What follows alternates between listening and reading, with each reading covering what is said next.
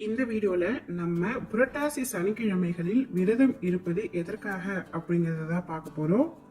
புரட்டாசி மாத விரதம் செல்வம், ஆயுள், ஆரோக்கியம் ஆகிய நற்பலன்களையும் தருகின்ற விரதமாகும். ஜோதிடத்தில் 6வது ராசியாக இருக்கும் கன்னி ராசியின் மாதம் புரட்டாசியாகும். புரட்டாசி மாதம் பெருமாளின் மாதம். புரட்டாசி மாதத்திற்குரிய அதிபதி புதன் ஆவார். புதன் சைவத்திற்குரிய கிரகம். ஆதலால் புரட்டாசி மாதம் முழுவதுமே அசைவத்தை விலக்குவது நல்லது. இயலாதவர்கள் சனிக்கிழமை அன்று மட்டுமாவது அசைவம் சாப்பிடாமல் இருக்கலாம். சனிக்கிழமை விரதம் இருப்பவர்கள் அதிகாலை எழுந்து நெற்றியில் திருநாமம் தரித்து ஓம் நமோ நாராயணா என்ற திருமந்திரத்தை ஓதி வழிபட வேண்டும். அன்று ஒரு பொழுது மட்டுமே உணவை எடுத்துக்கொள்வது நல்லது. மாலையிலும் நீராடி பக்கத்தில் உள்ள பெருமாள் கோவிலுக்கு சென்று வழிபாடுகள் செய்ய வேண்டும்.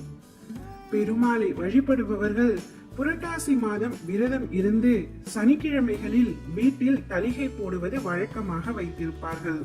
இந்த புரட்டாசி மாதத்தில் தட்பவெப்பநிலை திடீர் மாறுதல்களால் மக்களுக்கு கடும் நோய் தொற்று ஏற்படுவதற்கு வாய்ப்புகள் அதிகம். இதனை கருத்தில் கொண்டு நம் முன்னோர்கள் துளசியை தண்ணீரில் கலந்து கோவிலுக்கு வரும் பக்தர்களுக்கு தீர்த்தமாக வழங்கி வந்தனர். துளசியானது நோய் கிருமிகளை கட்டுப்படுத்தும் வல்லமை கொண்டது. எனவே இந்த மாதத்தில் அசைவத்தை தவிர்த்து நமது உடல் நலனுக்காக நமது முன்னோர்கள் விரதத்தை கடைபிடித்தனர். புரட்டாசி சனிக்கிழமைகளில் விரதம் இருப்பதன் மூலம் சனி கிரகத்தின் ஆதிக்கத்தில் இருந்து தங்களை காத்துக்கொள்ள முடியும்.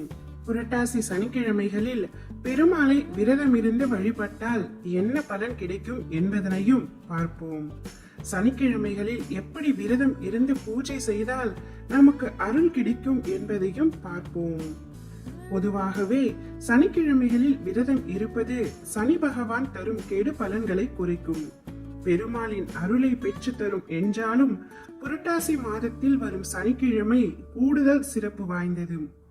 புரட்டாசி சனிக்கிழமையில் விரதம் இருந்து பெருமாளை வழிபடுவது கூடுதல் பலனை அள்ளித்தரும் என்பார்கள். வருடம் முழுவதும் சனிக்கிழமை விரதம் கடைபிடிக்க முடியாதவர்கள் புரட்டாசி மாதத்தில் வரும் சனிக்கிழமைகளில் மட்டுமாவது விரதம் இருந்து பெருமாளை வழிபட்டால் வருடம் முழுவதும் சனிக்கிழமை விரதம் இருந்த பலனை பெற முடியும் என பலரும் சொல்வார்கள். இதிலிருந்தே புரட்டாசி சனிக்கிழமை விரதம் எவ்வளவு மகத்தானது என்பதை நம்மால் புரிந்து கொள்ள முடியும். சனி பகவான் கலியுகத்திற்கு புறப்பட்ட தயாராக சமயத்தில் அந்த வழியாக வந்த நாரதர் சனி பகவானின் கலியுக பயணம் பற்றி விசாரித்துள்ளார். பிறகு பூலோகத்தில் எங்கு வேண்டுமானாலும் செல், ஆனால் திருமலை பக்கம் மட்டும் தவறியும் சென்று விடாதே என எச்சரித்து தனது கலகத்தை துவக்கி வைத்துள்ளார். எதை செய்யக்கூடாது என சொல்கின்றார்களோ அதை ஏன் செய்யக்கூடாது, செய்து பார்த்தால் என்ன நடக்கும் என்ற எண்ணம் அனைவருக்குள்ளும் இயல்பாக வருவது போல் சனி பகவானுக்கும் ஏற்பட்டுள்ளது. நேராக திருமலைக்கு சென்று கால் வைத்த அடுத்த நொடியே தூக்கி வீசப்பட்டார். அனைவரையும் துன்புறுத்தி பார்க்கும் சனி பகவானுக்கு பூலோக வைகுண்டமாக திகழும் திருமலையில் என்ன வேலை என சனி பகவான் மீது கோபம் கொண்டார் திருமலை வேங்கடவன். அவரின் பாதம் பணிந்து மன்னிப்பு கேட்டு சனி பகவானிடம் திருமலை வந்து தன்னை வழிபடும் பக்தர்களை துன்புறுத்த கூடாது என கட்டளையும் இட்டார். மகாவிஷ்ணு பிறகு மன்னிப்பு கேட்ட சனி பகவானுக்கு மனம் இறங்கி தனக்குரிய புரட்டாசி மாதத்தில் வரும் சனிக்கிழமைகளில் விரதமிருந்து வழிபடும் பக்தர்களுக்கு தனது அருள் பரிபூரணமாக கிடைக்கும். மகாவிஷ்ணுவே வரமளித்ததாக புராணங்கள் சொல்கின்றன.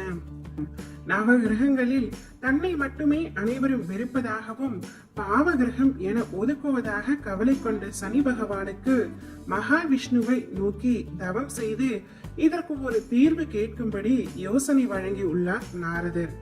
அதை ஏற்று சனி பகவானும் கடும் தவம் செய்துள்ளார். இதனை ஏற்று அவர் முன் தோன்றிய மகாவிஷ்ணுவிடம் சனி பகவான் தனது மனக்குறையை கூறியுள்ளார். இதனால் சனி பகவானின் கவலையை போக்க விரும்பிய மகாவிஷ்ணு மற்ற மாதங்களை விட தனக்குரிய புரட்டாசி மாதத்தில் வரும் சனிக்கிழமையில் அதிக மாணவர்கள் உன்னை விரும்பி வழிபடுவார்கள். அப்படி வணங்குபவர்களின் விருப்பங்களை தான் நிறைவேற்றுவதாக வாக்களித்ததாக மற்றொரு கதையும் சொல்லப்படுவதுண்டு. இத்தகைய சிறப்பு வாய்ந்த புரட்டாசி மாதத்தில் பெருமாளை வழிபட்டால் எல்லா விதமான கஷ்டங்களும் நீங்கி வளமான வாழ்க்கையை பெறலாம். புரட்டாசி மாத சனிக்கிழமையில் அதிகாலையில் எண்ணெய் தேய்த்து குளித்து சனி பகவானுக்கு நல்லெண்ணெயில் எல் தீபம் ஏற்றி வழிபாடு செய்து மகாவிஷ்ணு ஆலயத்திற்கு சென்று வழிபட்டால் அனைத்து விதமான தோஷங்களும் நீங்கி செல்வம் பெருகும். பாண்டவர்கள் வனவாசம் சென்ற பொழுது புரட்டாசி சனிக்கிழமை தோறும் தவறாமல் விரதமிருந்து பெருமாளை வழிபட்டதன் பலனாகவே அவர்கள் போரில் வென்று தாங்கள் இழந்த நாடு, ராஜ்யம், செல்வம் அனைத்தையும் திரும்ப பெற்றதாக புராண கதைகள் சொல்கின்றன. இத்தகைய புரட்டாசி சனிக்கிழமை விரதத்தை நாம் மேற்கொண்டு பெருமாளின் அருளை முழுமையாக பெறுவோம். ஓம் நமோ நாராயணா. இந்த வீடியோ உங்களுக்கு பிடிச்சிருந்துச்சுன்னா லைக் பண்ணுங்க, ஷேர் பண்ணுங்க, கமெண்ட் பண்ணுங்க, மறக்காம சப்ஸ்கிரைப் பண்ணிக்கோங்க. தேங்க்யூ ஃபார் வாட்சிங்.